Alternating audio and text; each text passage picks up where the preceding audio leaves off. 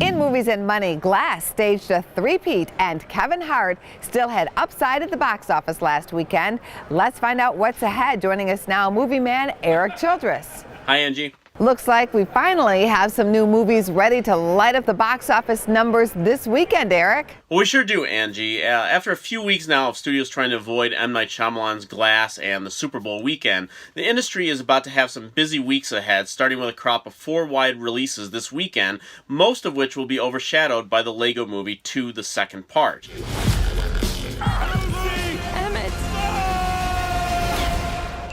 We're going to save Lucy and all of the other people who were captured.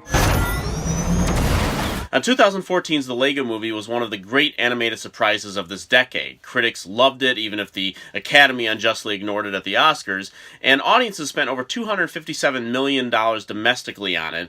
That spun off into the Lego Batman movie, which also did very well with over $175 million, though audiences mostly ignored the Lego Ninjago movie with the same year, which finished with less than $60 million.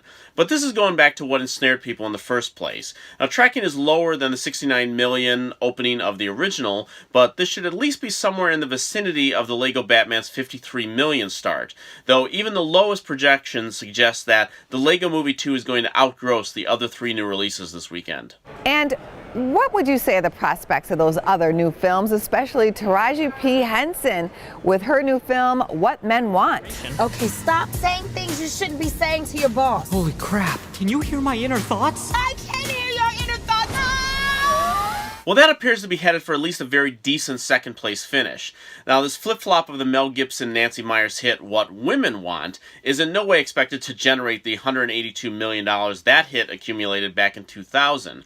While many are asking just how big of a mystery the premise of the film actually is, you may recall it is about a woman who is able to hear men's inner thoughts, those that have seen it are not exactly singing its praises. And while the film could generate enough interest through Valentine's Day next week, where it should see a decent bump, audiences will be split between that and Rebel Wilson in Isn't It Romantic, a Groundhog Day-like spoof on romantic comedies, which has a chance I think could also do very well.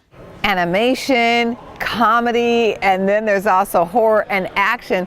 Really something for everyone out there. Yes, Angie, including everyone on Twitter who is reacting to the controversial interview that Liam Neeson gave about a severe crisis of conscience he had some 30 years ago.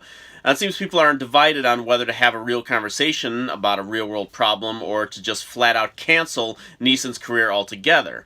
Even the red carpet premiere for his latest film, Cold Pursuit, was canceled due to the controversy. Mr. Coxman? What can I do for you? It's about your son. He died of a heroin overdose. We didn't know our own son. Kyle wasn't a druggie. Sorry, but all the parents say that. Now, the remake of the 2014 Norwegian film, In Order of Disappearance, is actually getting quite good reviews as well, after most of his recent action/revenge films have not. Now, how many others have canceled their plans to see the film this weekend may already be moot, as the film was not expected to put up big numbers anyway. But then finally there's The Prodigy, the latest in the creepy kid subgenre of horror films, and as we have seen over the last few years, you can never dismiss the horror fans out there.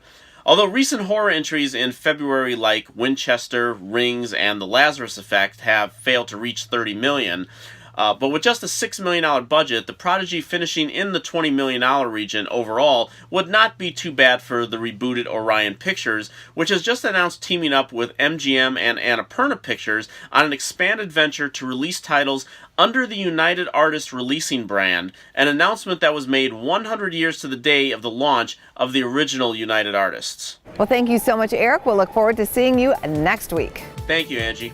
Check out businessfirstam.com to find out where to see our entire show. And don't forget to like, follow, and share Business First AM.